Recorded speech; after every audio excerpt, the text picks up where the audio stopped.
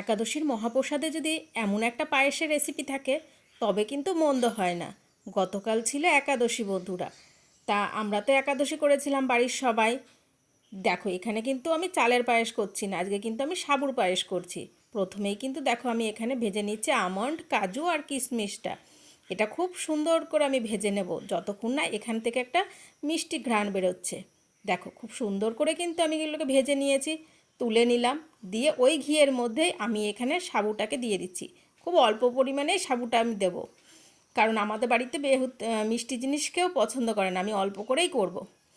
তা দেখো সাবুটার কিন্তু একটু কালার চেঞ্জ হয়ে গেছে। আর আগের থেকে জাল করে রাখা দুধটা কিন্তু আমি দিয়ে দিচ্ছি এর মধ্যে। আমি খুব গাঢ় করেই দুধটা জাল দিয়ে রেখেছিলাম, দিয়ে দিচ্ছি। এবার ফুটে যতক্ষণ উঠবে তার অপেক্ষায় আমি রয়েছি। এবার ফুটে উঠলেই কিন্তু আমি এখানে দিয়ে দেবো চিনি। দেখো খুব সুন্দরভাবে ফুটে উঠেছে আর সাবুটা কিন্তু ফুলে দ্বিগুণ হয়ে গেছে।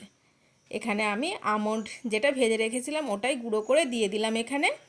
আর দিয়ে দেবো কিন্তু এখানে কাজু কিশমিশটা। দেখো কাজু কিশমিশটাও কিন্তু আমি দিয়ে দিচ্ছি। আর পায়েসে আমি সব সময় বাতাসা ব্যবহার করি, তাই বাতাসা দিয়ে দিচ্ছি পায়েসে।